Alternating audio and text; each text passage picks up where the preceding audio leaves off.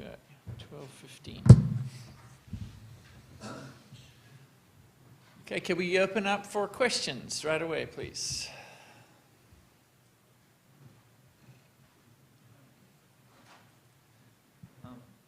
Okay, so I have a question mostly for Maha, but also for some of the others.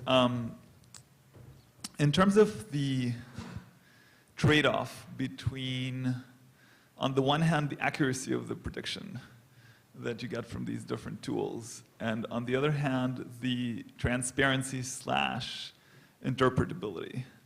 How do you see that trade-off playing out, especially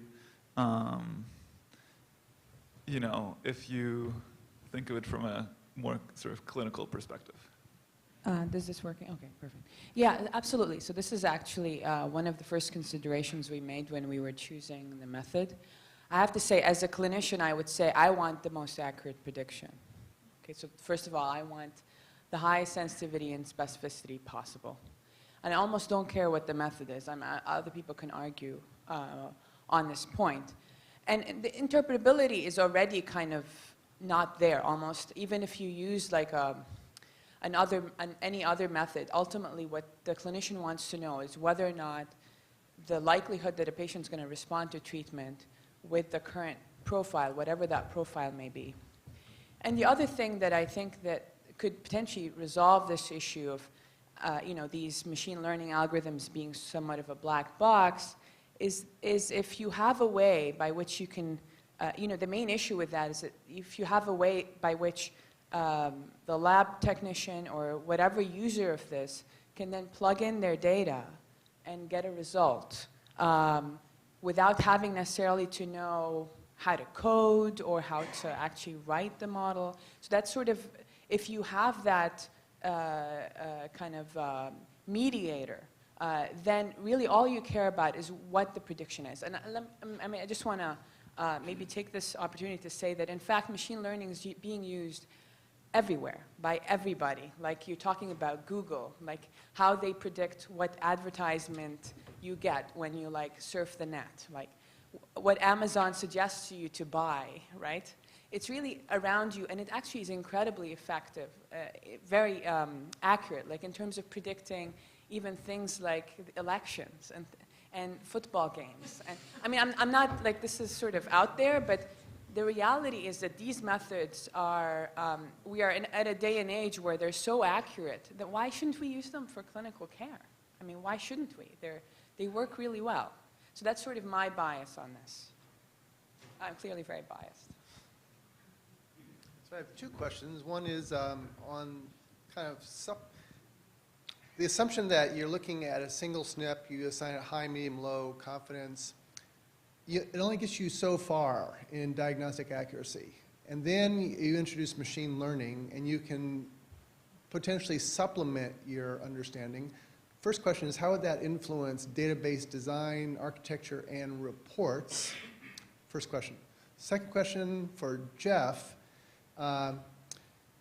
If you see a report, first of all, the report, I'd be very curious to see who the audience was that you queried to generate the 2-page report with 6 sections.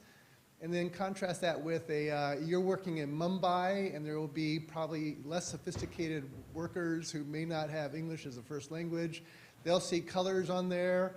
So how will this evolve? And corollary to that is, if something goes wrong, you've got a report, and you say it's a green box, good to go. You know, the doc says, okay, and some adverse reaction or a patient is harmed, whose head is on the chopping block? Or is it simply not a regulatory issue, and therefore you don't enter into that kind of quandary?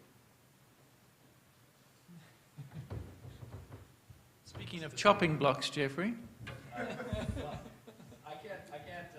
speak very much to the first one. I can't speak as much to the database design aspects of it, though. I think that from a clinical perspective, which is going to be at odds to some degree with a regulatory perspective, uncertainty comes with the game. And as a potential end user, either in the US or in Mumbai, The first point that I want to make is that you're not necessarily dealing with every provider. So where I do research is in the private sector in Mumbai, but if I were in the public sector, you don't have necessarily the community outreach worker being the person who's deciding which personalized MDR or XDR TB regimen you're dealing with. And the people who you're dealing with who are making those decisions are likely going to be a bit more comfortable with that degree of uncertainty. From the perspective of how these tools inform your choice, what I'm going to want to know is if I'm doing 14 drug DST at my hospital, I'm not going to give my patient 14 drugs. If I have 7 available and I think that 3 of them are more or less similar and I've got some information to help me guide which ones may or may not be likely to be of benefit, seeing that information and seeing the caveat that we do or do not know much about this particular mutation, or these 2 drugs might both work, and then I'm going to make a toxicity decision. As that user, I'm not going to be inclined to argue with the person who generated the likelihood ratio. I'm going to take that decision onto myself as a provider. And that's not going to be true of everybody, certainly. So you're right about that. From a program perspective, it will be different.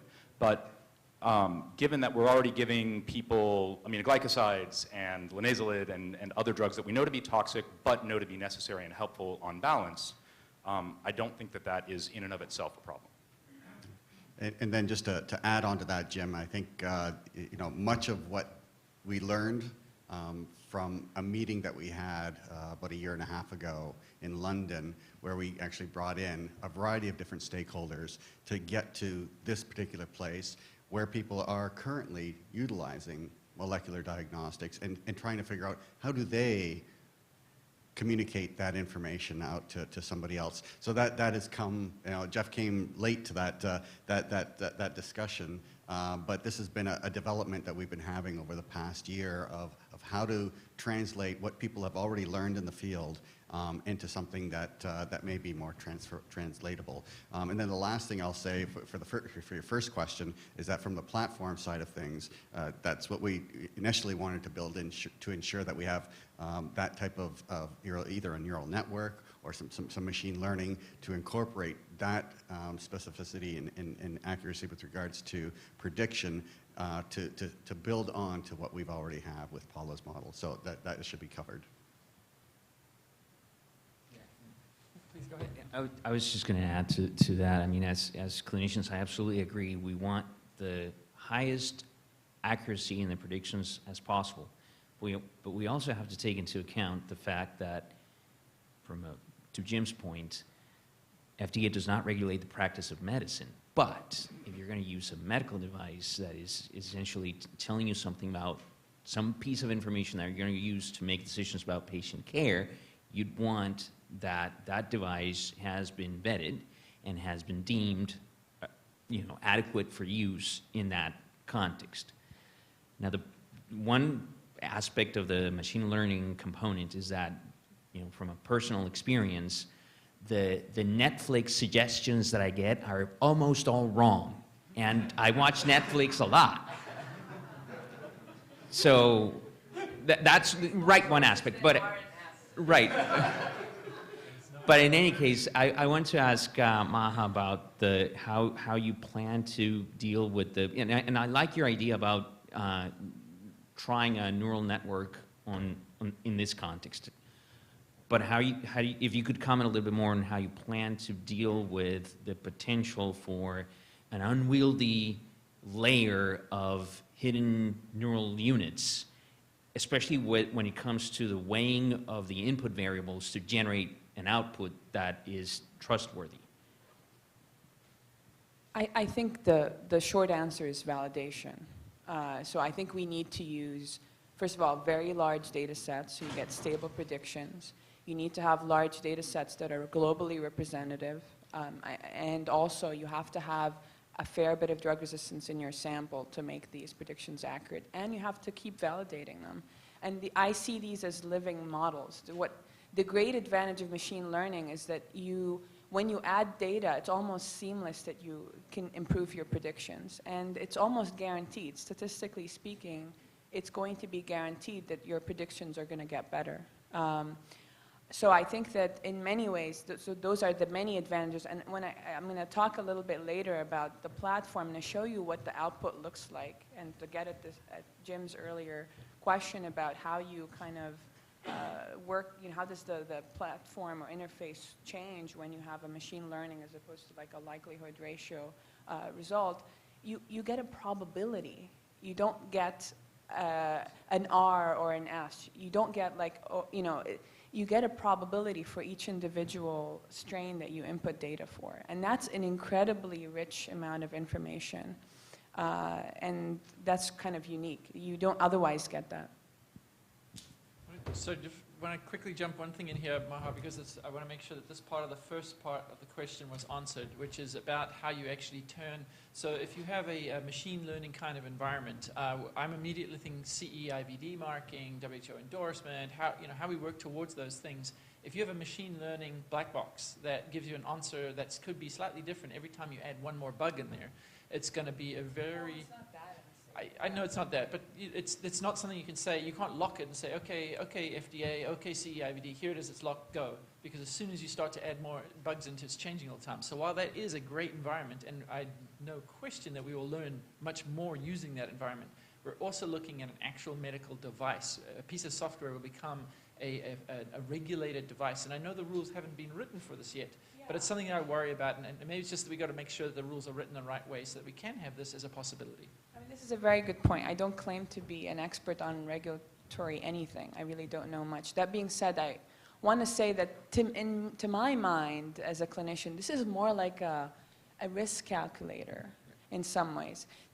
The FDA doesn't regulate the Framingham risk calculator. The FDA doesn't regulate the HIV-DB. And we've talked to Bob Schaefer when we started doing this.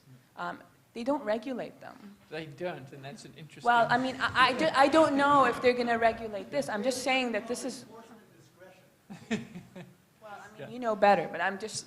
No, so I think it's a very interesting thing, and we just have to keep our minds open to this, because up to now we've always thought of it as discovery and not necessarily the end tool. But if it could be the end tool, we need to be open to make sure that when we have our regulatory discussions, they include... And it's also...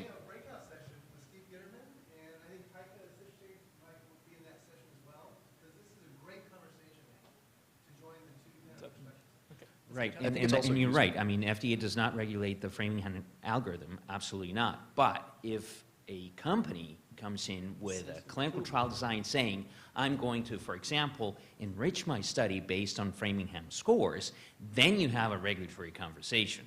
And that's the aspect about device development. So how to use that information to help develop some kind of device that will help with dealing with the resistance problem, or how to develop a drug diagnostic package, then you have those kinds of regulatory conversations. And then that's when your black boxes become, quote unquote, a potential problem dealing with those regulatory conversations.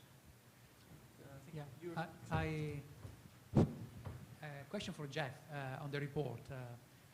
Very interesting work. You on purpose decided to leave out basically the more API data, and I wonder whether some people may argue that, let's say, mutation frequency or geographical distribution may be some helpful information to guide basically also clinicians.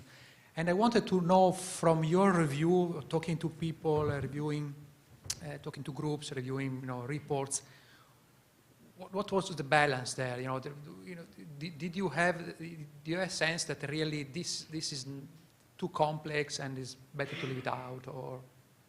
So I don't think that it's necessarily too complex, but I think that what we're really talking about is a different set of end user. So when a lot of these reports come out, the way that they are interpreted by laboratorians or by clinicians seemed to be more similar than amongst people who are doing, say, strain relatedness and molecular epidemiology. And while that's very useful information, on par it almost seemed like, on balance, it seemed like that was requiring or would benefit from its own separate type of information presentation. mostly with the interest of trying to simplify things for the bulk of end users. And that's not necessarily saying that's the only or best way to go about it. Most of the reports that I saw didn't put a tree on there. They might have referenced lineage and some degree of heteroresistance, but for example, if one of the primary utilizations of such data would be to say, this maps to the cluster that we saw amongst that particular population in that particular homeless shelter 2 years ago, that's really, really useful data, but that doesn't necessarily make that useful data for the treating physician as much as it would potentially for the public health department. So as much as those are useful pieces of information, on balance, most of the sites left them out. Chuck Bellicone, University of Florida. Jeff brought up the issue of trying to synchronize the phenotypic and the genotypic data and gave the example of rifabutin susceptible, rifampin resistant. And I don't have a nice pet dog like this one, but I do have certain pet peeves. And so just a cautionary note, in some of the cases, rifabutin susceptible was defined as an MIC of 2 micrograms per mil or less, even though that's roughly 4 times the achievable C max of rifabutin. So as you dive into that, I would be really cautious about how susceptible to rifabutin was actually defined. Thank you. Just one brief comment about the Stanford database. My name is Chris Roth. I'm a branch chief of the Division of Microbiology at the FDA. If Stanford University decided to introduce their database into interstate commerce and made medical device claims that cross state lines, I think the FDA would have more of a interest in regulating that database.